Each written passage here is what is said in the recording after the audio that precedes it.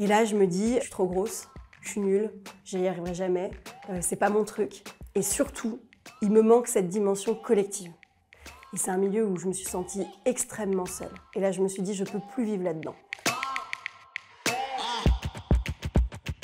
Je suis Kenda Or, j'ai 38 ans, j'ai 2 enfants et j'ai eu 1000 vies. Et dans ces 1000 vies, plein de déviations. La première déviation, ça a commencé juste après mon bac.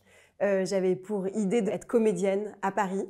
Et en fait, à force d'entendre que j'avais des capacités, des possibilités, et mes profs me dire il faut un diplôme, et mes parents qui poussaient un peu derrière, et ben j'ai fait une prépa HEC. Et là, ça a été horrible, vraiment. C'est un milieu très exigeant. On a beaucoup de pression, il y avait des obligations de résultats, etc. Et c'est un milieu où je me suis vite rendu compte que ça ne me convenait pas du tout.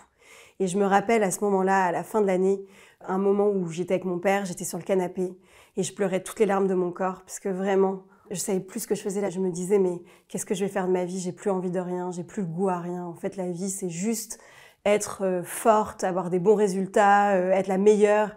Et moi, c'est pas ma vision, en fait. C'est pas du tout ce que je veux dans la vie. Et là, mon père m'a dit, on va t'envoyer en mission humanitaire en Afrique, tu vas vite retrouver le goût de la vie.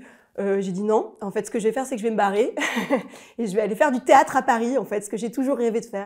Donc là, on est en 2005, j'ai 20 ans et première déviation, je pars à Paris pour faire du théâtre. Je m'inscris dans une école de théâtre qui s'appelle les cours Magénia. C'est une école de mime et de théâtre. C'est un travail du corps, donc ça me sort du mental. Et là, juste, vraiment, c'est génial. Mais très vite, en voulant en faire mon métier, en faisant des castings, en prenant des cours, etc., je me rends compte que, en fait, c'est un milieu qui est très solo. Et surtout, c'est un milieu dans lequel l'outil de travail, c'est ton corps. Donc moi, je me retrouve dans des castings où on me dit « il va falloir perdre 10 kilos pour le rôle, mademoiselle. En fait, il faut vous faire opérer des cordes vocales parce que vous avez des nodules et ça va pas aller. On n'entend pas votre voix, il faut plus la projeter. » Et là, je me dis « je suis trop grosse, je suis nulle, j'y arriverai jamais. C'est pas mon truc. » Et surtout, il me manque cette dimension collective. Et c'est un milieu où je me suis sentie extrêmement seule. Et là, je me suis dit, je peux plus vivre là-dedans. Donc, deuxième déviation, je me réinscris à une école de communication, l'EFAP, à Paris. Et donc là, je commence la communication.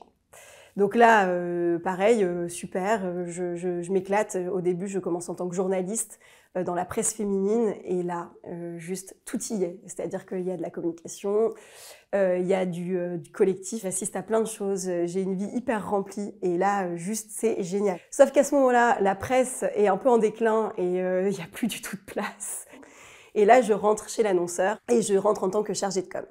Au début, c'est sympa, il y a plein de choses, il se passe plein de trucs, et puis au fur et à mesure, je me rends compte qu'en fait, c'est de nouveau un milieu très pressurisant, où on me demande beaucoup, où il y a beaucoup d'attentes. Et là, je me retrouve dans mon environnement un peu toxique pour moi, et je me dis, ah, c'est dur quand même. Bon, mais je continue à évoluer, donc je rentre dans une agence de communication pour des marques de luxe. Pareil, je me spécialise vraiment dans le luxe sans vraiment le vouloir, un peu au gré des opportunités. J'organise des événements, donc ça me plaît beaucoup. Mais par contre, les attentes au quotidien, mes missions au quotidien manquent de sens. Par exemple, on me dit, il faut rendre un truc pour ce soir. Et ça apparaît, mais juste le truc le plus important de la Terre, en fait. Et je me dis, si je le rends pas ce soir, je vais faire couler la boîte.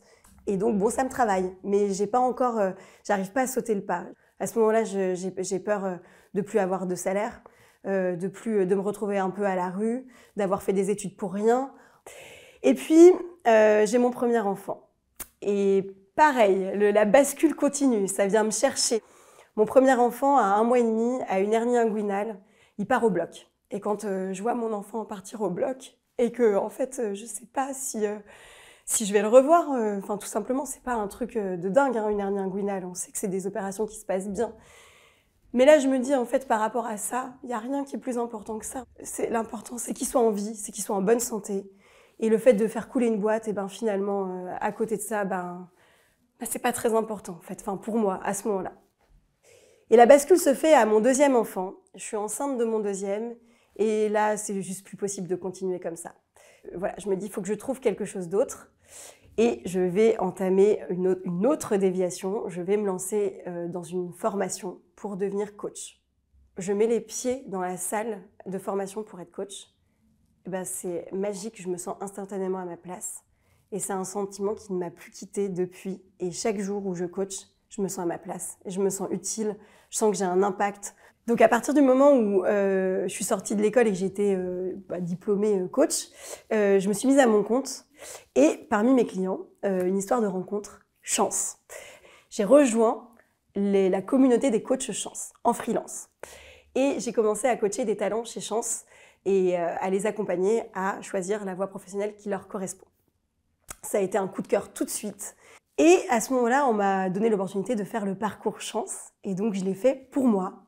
Et le parcours Chance m'a vraiment permis de voir ce qui était essentiel pour moi et de travailler sur mes 4 piliers.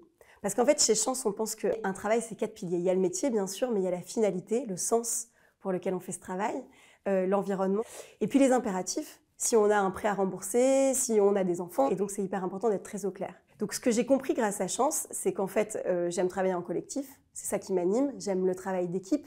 C'est important pour moi de m'investir dans quelque chose qui a vraiment du sens. Donc, Chance, c'est une entreprise à mission sociale qui s'engage pour l'égalité des chances et qui favorise la mobilité sociale. Donc, c'est vraiment quelque chose qui m'anime très profondément. Et puis, aussi, Chance m'a permis de mettre des mots sur le fait que j'avais besoin de sécurité financière. J'ai besoin de mettre mes enfants en sécurité. Et ça, j'en avais pas vraiment conscience. Et du coup, les choses se sont faites avec beaucoup de naturel. Et j'ai intégré l'équipe Chance. Et maintenant, aujourd'hui, je suis conceptrice des programmes et coach à l'intérieur de la société, en poste. Donc dans mon cas, le parcours Chance, ça a vraiment été l'opportunité de reconsolider des choix, en fait.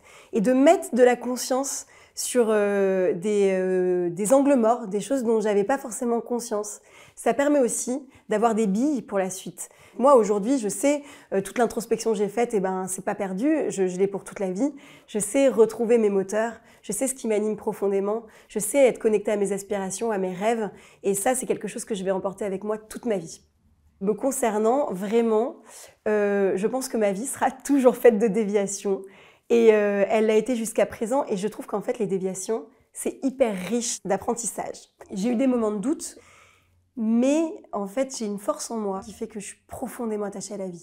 Je pense que c'est la raison pour laquelle j'ai jamais été en dépression vraiment, et que j'ai jamais fait vraiment de burn-out. Je me suis toujours arrêtée à un moment où c'était peut-être la disruption, où ça aurait pu basculer, mais ça n'a pas basculé. Et je savais, même dans les moments de profond désespoir, que je m'en sortirais. Et puis aussi, un autre truc qui me vient, que pareil, une de mes formatrices m'avait beaucoup répété, c'est qu'on prend plein de décisions dans la vie, mais les décisions, c'est pas forcément des bonnes ou des mauvaises décisions. J'ai encore l'impression de refaire le truc d'Edouard Baird. Mais c'est une décision qu'on va prendre et qu'on va rendre bonne. Donc en fait, il n'y a pas de stress ou d'enjeu à prendre une décision, mais juste on la prend. Et après, on la rendra bonne. Et on peut toujours changer dans la vie. Rien n'est définitif. Et voilà, le sens, ça se construit. Les décisions, ça se construit. Et il faut faire attention à qui on est à l'intérieur.